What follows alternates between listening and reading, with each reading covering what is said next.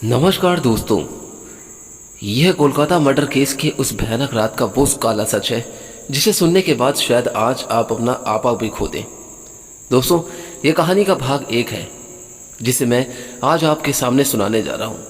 इसलिए इस कहानी को बिल्कुल ध्यान से सुनिएगा और आप अपना दिल थाम कर भी बैठिएगा, क्योंकि मैं जानता हूँ कि इसे सुनने के बाद आप अपने आंसू रोक नहीं पाएंगे और आपका हर एक ज़रा ज़रा रोंगटा रोंगटा तक खड़ा हो जाएगा कि कैसे उस मासूम बेचारी का बलात्कार उन लोगों ने किस तरीके से किया था।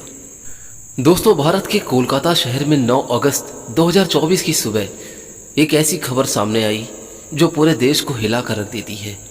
यह खबर थी एक 31 साल की महिला डॉक्टर की जो कोलकाता के RGK medical college and hospital में अपनी ट्रेनिंग कर रही थी। हॉस्पिटल जैसे सुरक्षित माने जाने वाले जगह पर इस महिला डॉक्टर का मर्डर और रेप होना काफ़ी चौंका देने वाला था। इस घटना का खुलासा तब हुआ जब डॉक्टर के डेड बॉडी का पोस्टमार्टम किया गया और उस रिपोर्ट ने लोगों की रूह तक को हिला दिया, क्योंकि यह मामला सिर्फ एक मर्डर का नहीं था बल्कि उससे कहीं ज़्यादा खौफनाक केस था। पोस्टमार्टम रिपोर्ट में खुलासा हुआ कि उस डॉक्टर की हत्या गला घोट कर की गई थी, इतनी ताकत से कि उसका थायराइड कॉर्टिकल भी टूट गया था। इस हत्या के पहले डॉक्टर ने अपनी जान बचाने की कोशिश की थी। इसका सबूत उसके शरीर पर मिले कई निशानों से मिला।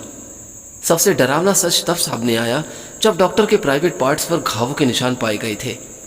इसे साफ हुआ कि यह सिर्फ मर्डर का मामला नहीं था, बल्कि यह रेप के बाद किया गया एक खौफनाक हत्याकांड था। हॉस्पिटल के परिसर में इतनी बड़ी घटना हो जाती है और किसी को कानों कान तक खबर नहीं होती। क्या उस रात कुछ ऐसा हुआ था जिसे जानकर आप गुस्से से बौखला भी जाएंगे? क्या वहाँ कोई और भी था जिसने इस क्रूर घटना को अंजाम दिया? अगर था तो वो कौन था? इन्हीं सवालों के जवाब को खोजते हुए आज इस वीडियो में मैं आपको ये कहानी सुनाने जा रहा हूँ कि आखिर क्या हुआ था उस रात मेडिकल कॉलेज में। शांत रहने वाले इस परिसर में जब आपको सच का सामना होगा तो यकीन मानिए कि आप कभी रोंगटे खड़े हो जाएंगे। दोस्तों, यहाँ पर मैं उस लेडीज़ डॉक्टर का सपना नाम से रेफ़र कर रहा हूँ और यह उसका रियल नाम नहीं है, इसलिए आप परेशान ना हों। एक जूनियर डॉक्टर जो कि कोलकाता के RG medical college and hospital में अपनी डॉक्टर की ट्रेनिंग कर रही थी। 8 अगस्त 2024 को और दिन की तरह अपना नाइट शिफ्ट पर होती और वह अपनी जॉब कर रही होती है। तभी रात के 11 बजे उसने अपनी माँ का फ़ोन आता है, जैसे कि हर दिन आता था, क्योंकि पेरेंट्स को तो अपने बच्चों की चिंता हमेशा ही होती है। सपना की माँ भी उससे पूछती है, क्या तुमने खाना खा लिया और तबीयत वगैरह तो ठीक है ना तुम्हारी? जिसका जवाब सपना ने अपनी माँ को खुशी खुशी बोलती है कि उसकी तबीयत बिल्कुल ठीक है और वो बस अभी कुछ पेशेंट को देखने जा रही है, जिसके बाद वो अपने दोस्तों के साथ बैठकर खाना खाएंगे। अपनी माँ से बात करने के बाद सपना पेशेंट्स को देखने राउंड पर निकल जाती है और सारे पेशेंट को देखने में और अपना काम ख़त्म करने में सपना को रात के 2 बज जाते हैं, जिसके बाद वह अपने दोस्तों के साथ जाकर हॉस्पिटल कैंटीन में ही बैठ जाती है, जहां मिलकर यह लोग अपना खाना भी खाते हैं और साथ साथ थोड़ी बातें भी करते हैं। खाना खाते खाते और बात करते हुए रात के 3 बज जाते हैं और उस वक्त सपना थोड़ी थकान सी महसूस कर रही होती है, तो वह अपनी थकान को दूर करने के लिए उस हॉस्पिटल के 4th फ्लोर में बने सेमिनार हॉल में जाकर रेस्ट करने लगती है। सपना को रेस्ट करते करते सुबह के 7:30 बज जाते हैं, पर वह तब भी उस सेमिनार हॉल से बाहर नहीं आती, जो कि काफ़ी ज़्यादा परेशान करने वाली बात थी, क्योंकि सपना कभी भी आधे घंटे से ज़्यादा का ब्रेक नहीं लेती थी। हॉस्पिटल का एक वर्कर जो कि सुबह की शिफ्ट स्टार्ट होने से पहले ही हॉस्पिटल के सारे रूम को चेक कर रहा होता है और वह ऐसे ही सारे रूम को चेक करते हुए उस सेमिनार हॉल की तरफ भी जाता है। जैसे ही वह सेमिनार हॉल के बाहर आकर उसका गेट खोलता है, तभी उसकी आंखों के सामने ही होता है एक भयानक नज़ारा, जिसे देखकर वह बहुत ज़ोर से चीख पड़ता है। उसके पैरों तले ज़मीन भी निकल जाती है। उस वर्कर की चीख सुनकर आसपास के लोग वहाँ पर तुरंत इकट्ठा होने लगते हैं और देखते हैं कि सेमिनार हॉल के अंदर सपना की बॉडी बिना कपड़ों के पड़ी हुई है और उसकी बॉडी पर कुछ ब्लड के निशान भी हैं। वहाँ खड़े सब लोगों के लिए यह एक सपना से कम नहीं था, खास तौर से दूसरी फीमेल डॉक्टर और वर्कर के लिए, क्योंकि उन्होंने अपनी आंखों के सामने ऐसा नज़ारा कभी ज़िंदगी में पहली बार देखा था, वो भी हॉस्पिटल के अंदर। सपना की बॉडी को देखकर आसपास के खड़े सारे लोग उसे एक स्ट्रेचर पर लेटाते हैं और इमरजेंसी रूम में लेकर जाते हैं ताकि डॉक्टर्स उसकी इलाज कर सकें। काफ़ी देर तक डॉक्टर्स के इलाज करने के बाद भी सपना कुछ घंटों के बाद अपना दम तोड़ देती है। हॉस्पिटल में कुछ लोग थे जो कि इस मर्डर और रेप केस को एक नॉर्मल केस जैसा दिखाने की कोशिश कर रहे थे। ऐसा लग रहा था कि वह इस हॉस्पिटल का नाम बचा सके, पर जब पोस्टमार्टम रिपोर्ट आती है तो सब दूध का दूध और पानी का पानी हो जाता है और उन रिपोर्ट्स में साफ साफ पता चल जाता है कि सपना के साथ किसी ने ज़बरदस्ती गलत हरकत करने की कोशिश करी और जब वह उस इंसान से अपने आप को बचाने की कोशिश करने लगी तो उसका गला घोट दिया गया और उसे बहुत बुरी तरीके से मारा भी और फिर उसका रेप भी किया था। यह सारे प्रूफ मिलने के बाद यह केस पुलिस को हैंडओवर कर दिया जाता है और पुलिस वाले इस क्रिमिनल को पकड़ने के लिए लग जाते हैं। सबसे पहले पुलिस उस क्राइम सीन पर ही छानबीन करती है जहां पर यह सारी वारदात हुई थी। किस्मत से पुलिस वालों को वहां पर सपना के कुछ नेल्स और ब्लड सैंपल मिलते हैं और साथ ही एक ब्लूटूथ नेट पैक या केस शायद और भी जल्दी सॉल्व हो जाता अगर उस फ्लोर पर सीसीटीवी कैमरा होते, पर बदकिस्मती से उस सेमिनार रूम के अंदर उसके पास आसपास कोई सीसीटीवी कैमरा नहीं था। लेकिन जिस रास्ते से उस फ्लोर के एंटर किया जाता था वहां पर कुछ सीसीटीवी कैमरा थे। पुलिस वालों ने उन सीसीटीवी कैमरा के सुबह 3 बजे से लेकर 8 बजे के बीच की रिकॉर्डिंग चेक करते हैं। इतने टाइम के बीच कितने लोग उस फ्लोर पर आए और गए थे। उन सीसीटीवी फुटेज को चेक करने के बाद यह स्पष्ट पता चल जाता है कि टोटल 6 लोग इस फ्लोर पर आए और गए थे। यह पता लगने के बाद पुलिस वाले एक एक करके उन 6 लोगों से पूछताछ के लिए बुलाते हैं और वे लोग वहां पर उस टाइम क्या कर रहे थे और उन लोगों को इस बीच यहाँ को भी कुछ अजीब दिखा कि नहीं। उन लोगों से पूछताछ के दौरान पुलिस वाले उनको फ़ोन का ब्लूटूथ भी ऑन करके चेक करते हैं कि जो ब्लूटूथ हैंडसेट उन्हें मिला था वह उनमें से किसका था। और आपको यह पता ही होगा कि एक बार अगर आप किसी ब्लूटूथ डिवाइस से अपना फ़ोन पेयर करते हो तो अगली बार वह उससे ईजिली कनेक्ट हो जाता है।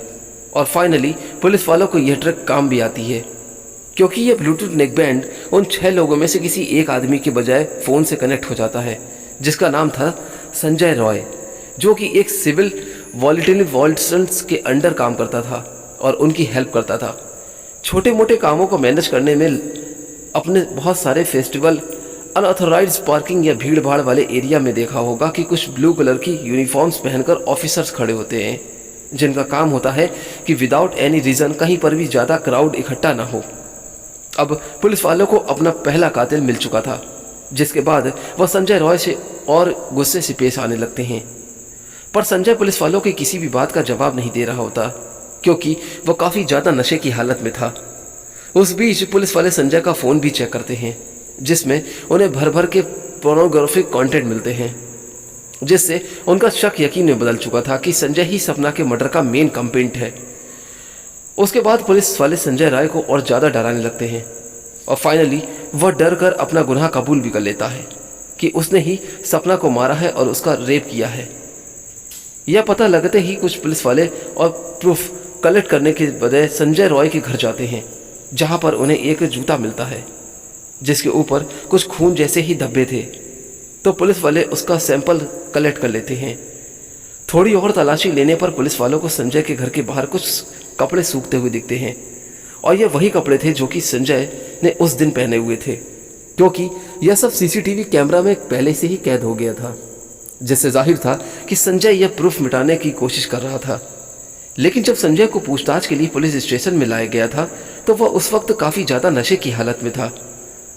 तो क्या वह यह सब इसलिए कर रहा था ताकि उसे कम सज़ा मिले या फिर उस वक्त नशे में था? बाद में जब पुलिस वाले उस जूते पर लगे ब्लड सैंपल को चेक कराते हैं तो वह भी सपना के ब्लड से मैच हो जाता है। उन सारी रिपोर्ट्स और डेथ डिटेल्स को एक साथ कंबाइन करके पुलिस वालों को पता चलता है कि उस रात संजय रॉय काफ़ी ज़्यादा नशे की हालत में था और वह रात के 11 बजे हॉस्पिटल में एंट्री करता है। संजय अक्सर उस हॉस्पिटल में नाइट शिफ्ट किया करता था तो उसे वहाँ की काफ़ी अच्छी नॉलेज थी कि कहाँ पर कैमरा है और कहाँ पर नहीं।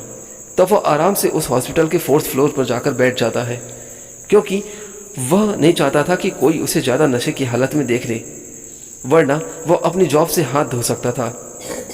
4th फ्लोर पर जाते ही वह अपना आराम से सो जाता है और जब उसकी आँख खुलती है तब सुबह के 3 बज चुके होते हैं। तभी संजय की नज़र सपना पर पड़ती है जो कि रेस्ट करने सेमिनार हॉल में जा रही थी। सपना को अकेला देखकर संजय के इरादे बिगड़ जाते हैं। वो पहले काफी देर तक उस फ्लोर के चक्कर लगाने लगता है, यह कंफर्म करने के लिए कि कोई यहाँ पर ज्यादा आ तो नहीं रहा। जब उसे लगता है कि हाँ उसका रास्ता बिल्कुल साफ है, तो वो 4 बजे सेमिनार हॉल के अंदर एंट्री करता है और फिर वहां से 4:45 पर बाहर आता है। इन 45 मिनट तक सपना के साथ उस आदमी ने क्या क्या किया होगा और वह कितने पेन से गुजरी होगी, यह सोचकर ही किसी का भी दिल सहम जाएगा। खास तौर से सपना के माता पिता का, जिन्होंने इतनी उम्मीद से और सेक्रीफाइस करके अपनी बच्ची को डॉक्टर बनने के लिए भेजा था। सपना अपने माता पिता की अकेली बेटी थी। उनके लिए तो यह किसी सदमे से कम नहीं होगा। लोग बोलते हैं कि लड़कियां छोटे कपड़े पहनती हैं, इसलिए उनके साथ रेप हो जाता है। लेकिन उस महिला डॉक्टर के साथ जो हादसा हुआ था, क्या वह तो अपने ऑन ड्यूटी में थी और अपनी यूनिफॉर्म में भी थी। उसके साथ ऐसा कैसे हो गया और क्यों हुआ? हम डॉक्टर्स को भगवान का दर्जा देते हैं, जब वो सेफ नहीं तो हम कहाँ से सेफ रहेंगे? उस संजय जैसे दरिंदे इंसान को फांसी जैसी सज़ा मिल जाए तो यह बहुत ही कम होगी। दोस्तों उस इंसान को क्या सज़ा मिलना चाहिए?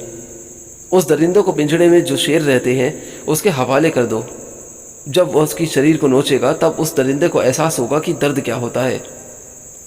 दोस्तों मैं अपनी यही राय देना चाहता हूं कि उस दरिंदे को कम से कम ऐसी सज़ा मिलनी चाहिए जो कि आने वाले जन्मों तक हर किसी व्यक्ति की रूह को तक कांप जाए। अगर वह ऐसा करने की भी सोचे तो वो कभी भी सोच ना पाए। उसे बलात्कार के नाम से ही खौफ आने लगे, एक ऐसा डर जो उसके दिल दिमाग में इस कदर छा जाए कि वो कभी भी इस बात को कभी सोच भी न सके कि रेप क्या होता है। तो दोस्तों ये था कहानी का पहला भाग। सपना के साथ आगे क्या हुआ, इस कहानी को जानने के लिए हमारी दूसरी कहानी में जरूर बने रहिएगा। दोस्तों इस कहानी को बिल्कुल लाइक करके चैनल को सब्सक्राइब करना बिल्कुल मत भूलिए और जितना हो सके मैं अनुरोध करना चाहूँगा कि इसे ज़्यादा से ज़्यादा तक शेयर करें। तब तक के लिए आप खुश रहें और स्वस्थ रहें। जय श्री राम।